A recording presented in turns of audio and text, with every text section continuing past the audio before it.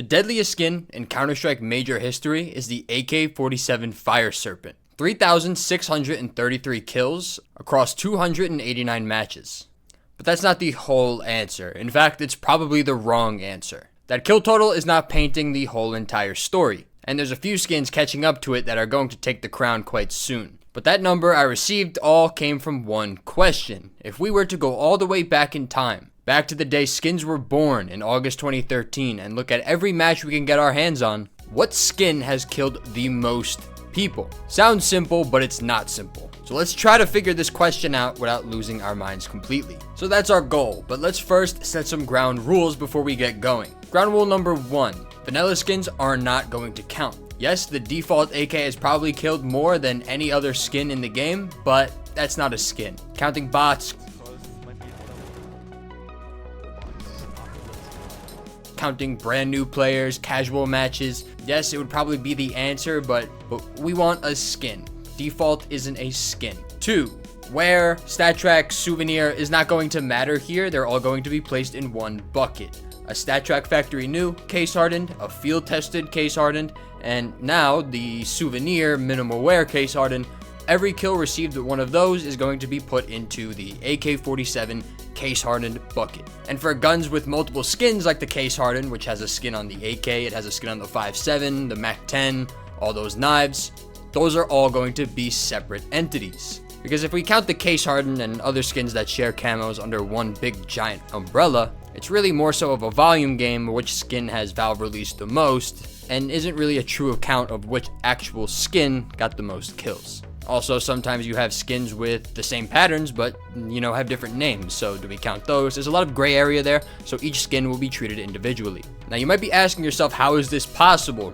Are you going to go through every demo and just brute force your way through every single match, counting up how many skins got how many kills in every single round, across years, across majors, across titles, and come to an answer? Fuck no. Every demo in CSGO and now CS2 carries all of these skin data involved with every single match, going all the way back to the arms deal update in 2013. I imagine it's here so that you could watch these skins being used in the actual demos and for no other reason other than that. But not only does it store the skin that every kill is earned with, it also tells you who's the owner of the skin, whether or not they had stat track on it, whether they purchased the weapon from the buy menu, or whether they picked it up from a body mid-round. So we could take the demo file, open it up, and get all of the skin data we need to find the deadliest skin in Counter-Strike history. You do it once, you find some interesting information about maybe your match or a significant pro match, but if you do it across 13 years of Counter-Strike majors with 70,000 kills, almost 300 demos, and almost 800 skins, well, then you have a much better account of what gun actually has the best chance of being the deadliest in Counter-Strike history. Now, prediction, and I feel like this is obviously logical, it's probably going to be an AK, and there's a couple of different factors that play into this. First off, the AK is the gun. It is the face of Counter-Strike. It's what you use. It has the most attention. It has the most skins associated with it. When you're on CT side and you win a round, you pick up AKs, not the other way around. The AWP is used quite a bit, but it's only used by 1/5 of each team on average. The USP and Glock are used a lot, but they're only used 2 out of 30 rounds and 2 out of 25 rounds in CS2. The M4s are used quite a bit, like the AK, but again, they drop the M4 for an AK when given the choice to, and there's 2 M4s, the A1S and the A4, which is going to hurt the numbers of its skin totals because there's just such a big divide over who uses which weapon. And I chose to do the majors first because it's the demos that I have access to, right? There's a ton of different problems that we run across when trying to find data such as this one. Firstly, skill level.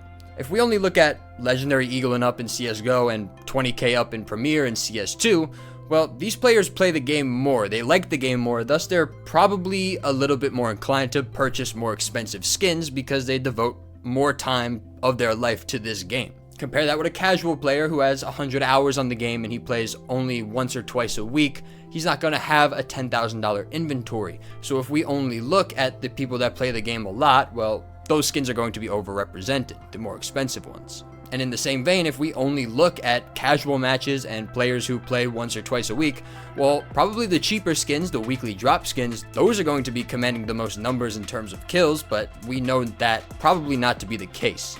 Another problem is that we need to find demos that span the entire lifespan of Counter-Strike. right? We need demos from 2013, 2014, all the way up into 2026, because those older skins have a much better chance of having the highest kill totals. Right, if we only look at 2025 and 2026 data, a skin like the M4 Atomic Alloy, which was one of the most popular skins back in the day, is not going to really have any kill representation if we only look at the modern day kill totals.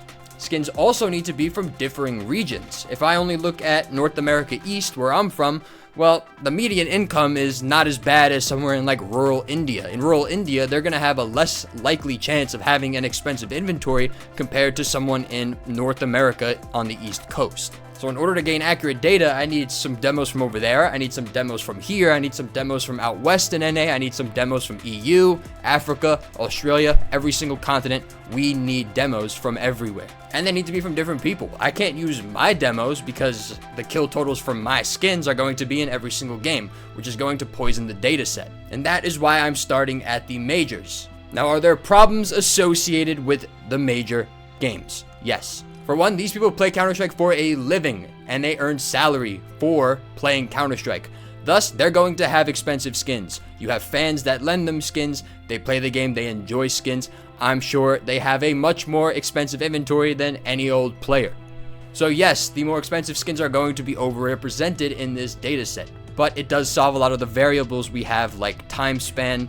Players are of similar skill level, players are of similar salary-ish. So this is the best dataset I can find without having to go out and get 700,000 demos from all across the world, all across different skill regions, etc. People who like watching majors could buy those skins, so it has an effect there.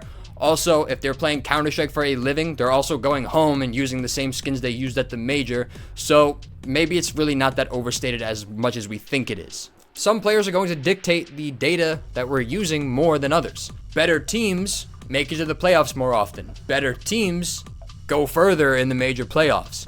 Better teams, because they're playing more games, are going to make up more of the kill total for each respective major. Thus, their inventories are going to be overstated. Some skins never got their fair shake, and it's one of the biggest downfalls of reviewing the major like this. That's because majors happen in pretty specific time spans. The specific time span has changed from year to year, but it's pretty much decently consistent. And in 2014, 2015, there were sometimes 3 majors per year, and sometimes more than 3 cases came out, which means that there really isn't a major for which to show off the new case. Take the Chroma 3 case, for example. The Chroma 3 case came out right after MLG Columbus 2016. Before the next major, Cologne 2016, the Gamma case was released. So that was the most popular, most sought after case and skins within a case, while the Chroma 3 never got a major to shine, which means that a skin like the M4 Chantico's Fire never really got its spotlight that it's so much deserved. And to this day, it's only been used by 4 players in game. This also happened in 2020. There was no majors in 2020 due to the pandemic, which meant that some of the skins from the Broken Fang operation, like the AK X-Ray, the AWP Fade, which are decently popular now, didn't get the boost that a lot of the other skins got from being new, because there was simply no major. By the time Stockholm 2021 started, Operation Riptide was already out, and thus there were newer, shinier skins to use. Yes, these are all valid limitations of the dataset that we're using, but it's the best dataset that spends the most time available to me, and that's why we're using it. The only data that I think is going to be skewed is the percentage of each skin, right? Only 811 skins were used in total across all majors from CSGO, DreamHack 2013, all the way up into the most recent one in Cologne 2026. In reality, I'm sure every single skin ever released has been used at least once, and I'm sure it's gotten a kill. In fact, probably some of the skins not used in the majors at all once probably have more kills than most of the skins on this list. But this is our best dataset we can start with. So we will start with DreamHack 2013, the very first major in Counter-Strike Global Offensive. This is the smallest set of skins you'll be able to see all video, which means we should have the most concentrated pool of items being used. Skins were only out for a few months when DreamHack 2013 took place. Stickers weren't even a thing yet. Some of the skins in this list you'll see all across the way from now until 2026, but some of them are going to fall to the wayside pretty quickly. In first place, the AK Case Harden, which shouldn't be really no surprise. 432 kills, Through 20 matches and 33 different users earned a kill with the case hardened.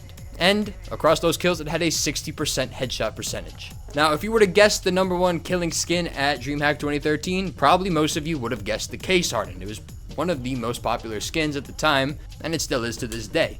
But number 2 and 3, if you had to take a guess, you probably wouldn't get it. Number 2, the AK Red Laminate with 341 kills at a 61% headshot percentage. In third place, the AK Black Laminate from the Vertigo collection, which had 233 kills and a 56% headshot percentage. The top op, if you had to guess, in total, a few are going to come to mind, obviously, but most of these hadn't existed yet, which makes the op Graphite the number one killer at DreamHack 2013. The Asimov, the Dragonlore, those will come out in 2014, and we'll see them in future majors, absolutely.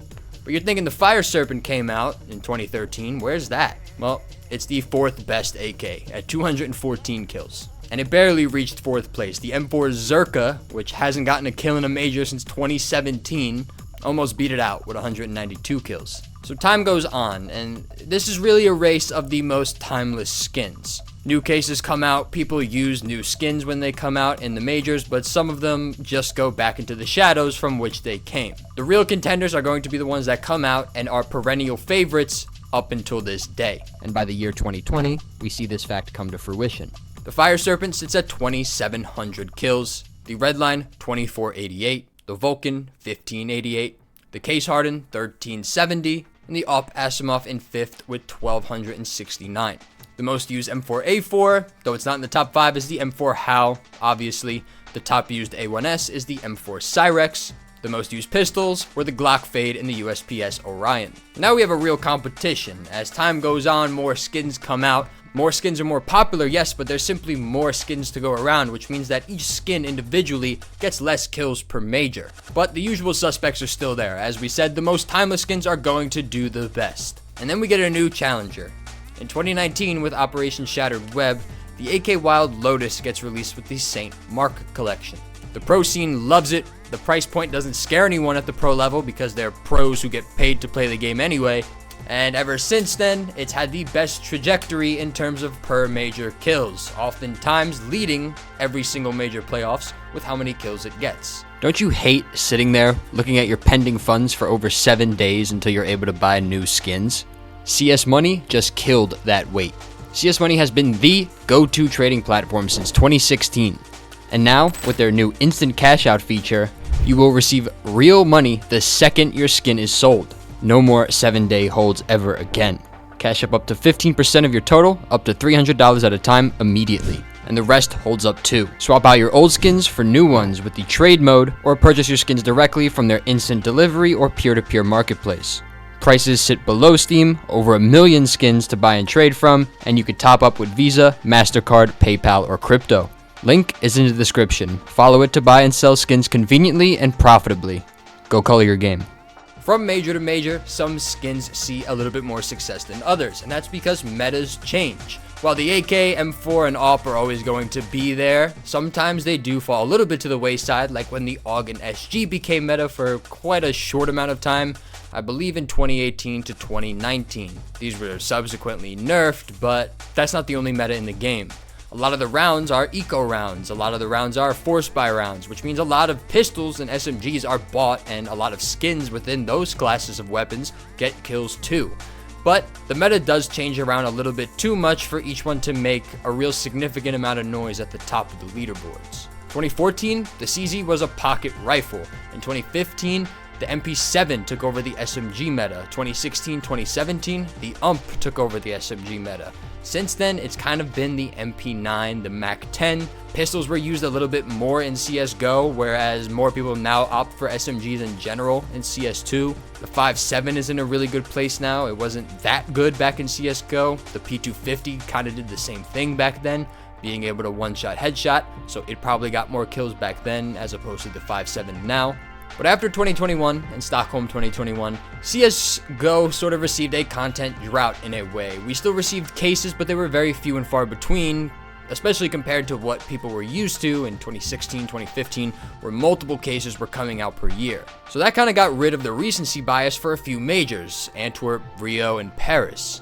So this is kind of a really good window to look at and peer into, because there was simply no recency bias playing in part for which skins people were using for the most part. And by the time CSGO comes to an end and CS2 is released in 2023, the leaderboard looks as such. In first place, the Fire Serpent with 3,127 kills. The Red Line in second with 2,719 kills. The Case Hardened in third with 1,799 kills. The Vulcan in fourth with 1,701 kills. The most used A4 is the HAL.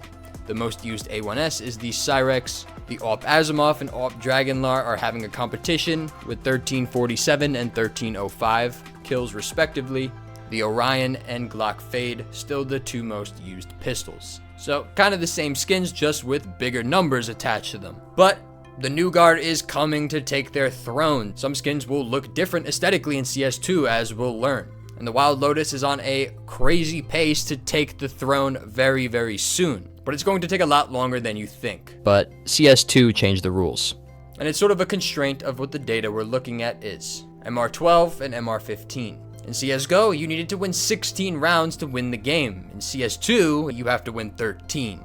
So that's a flat 20% reduction in how many rounds you're playing at a major in a best of 3, at a maximum. So CS2, not only are we looking at less matches in CS2 because of course it's a younger game and we have more data from CSGO, but we're gonna need more majors for CS2 before we even get close to having an even data set, because there's simply less rounds being played. Kills in each major playoff went from around 3 to 3.5 thousand kills. In CS2, it's more like 2 to 2.5 thousand kills, which is, a pretty big reduction, right? There's still 2 pistol rounds, so there's just a lot less buy rounds going on, and thus the AKs that come out now are going to have a much tougher path to getting to the top. So even though the Wild Lotus dominated Cologne 2026 with 370 kills with that skin alone, doubling second place at 186, the trajectory got a whole lot shorter with the release of CS2. If CS2 had MR15, it'd probably be a tie game, or we'd probably even be looking at the Wild Lotus as the most popular skin,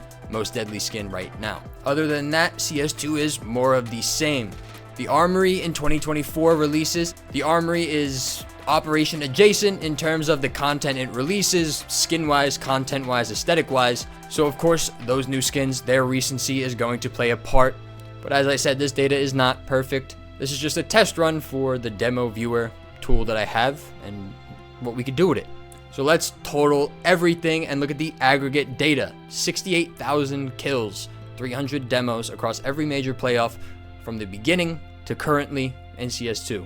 Now these are the categories that you think should go pretty much exactly as you would expect. The AWP Dragonlore wins, winning out the war just barely over the AWP Asimov. The most used M4A4 is of course the M4 HAL. The most used A1S is still the A1S Cyrex.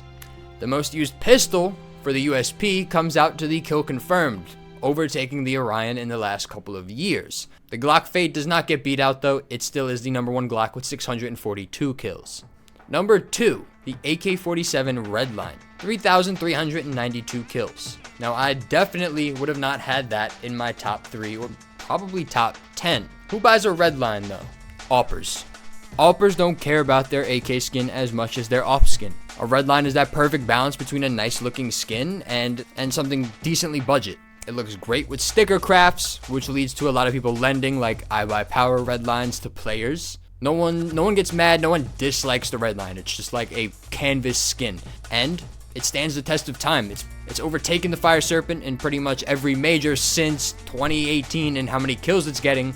And it'll probably take the throne over the Fire Serpent before the Wild Lotus does, but that one's probably going to take the throne sooner or later. At the end of CSGO, the gap was much bigger than it was right now. The Fire Serpent is losing steam against the Redline. But for now, the Fire Serpent sits with the crown, 3,633 kills. It is the deadliest skin at a Counter-Strike major playoff. Over 289 matches, a 52.3 headshot percentage, and over 300,000 total damage done to opponents. But it should have been pretty obvious in hindsight. It checked every single box we needed to check it for. Iconic, timeless, been in the game since the beginning basically of skins. Because it's so old, it has a lot of cool sticker crafts on it, which, invites that community of players who chase sticker crafts. Rare, in a rare case, it's always been a high-ticket item. The player responsible for most of the Fire Serpent kills in a major is Flaren, who was on Ninjas in Pajamas from 2013 to 2014, and he racked up 171 kills with it, which is roughly 5% of every single kill in a major with the Fire Serpent. Which will bring us to a fun little segment of the players behind some of the skins. Some skins are not a community effort, they're more so one person who just really likes a specific skin. Freiburg made up for over 10% of the AK Redline's total kills.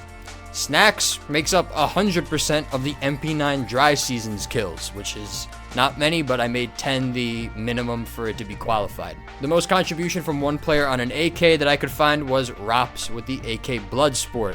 The skin has over 950 kills. He makes up 250 of them, roughly, so about 27-28% of all Bloodsport kills are from Rops. The deadliest player in a major is Olaf Meiser with 1,291 kills, using 120 different unique skins.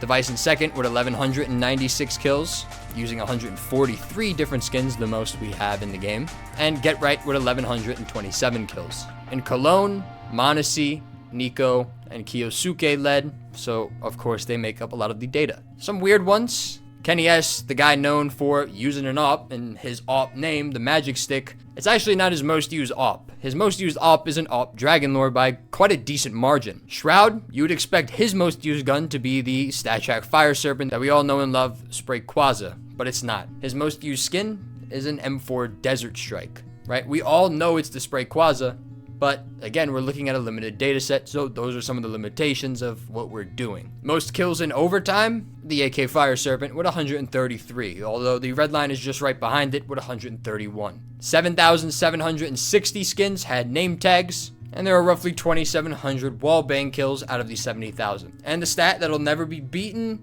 is the highest headshot rate, with a minimum of 10 kills. That is going to go to the USPS Overgrowth Unsilenced with 12 kills, all of which coming from a headshot. I doubt that'll be beat because no one will ever fucking use a unsilenced USP ever again. So there it is, the deadliest skin in Counter-Strike history, or the Majors history. But that's where I need your help. If you want to see a video in which I find the actual deadliest skin in Counter-Strike history, I need you to send me some demos. If you have CSGO demos, those are the most valuable ones. I can find CS2 demos. CSGO demos are a little bit harder to come across unless I'm looking for specific pro matches, which, as I say, have their own set of biases inherent with them. If you have matchmaking games, casual games, wingman games, arms race games from 2013, 2012, all the way up into 2023, those would be the most helpful. If you list your region, where you're playing, your rank, how many hours you have in the game, that would also be very helpful. But no more than 1 or 2 per person because, again, your data will skew everything else. There's never going to be no bias inherent, right? But I think we can get pretty damn close the more demos we add.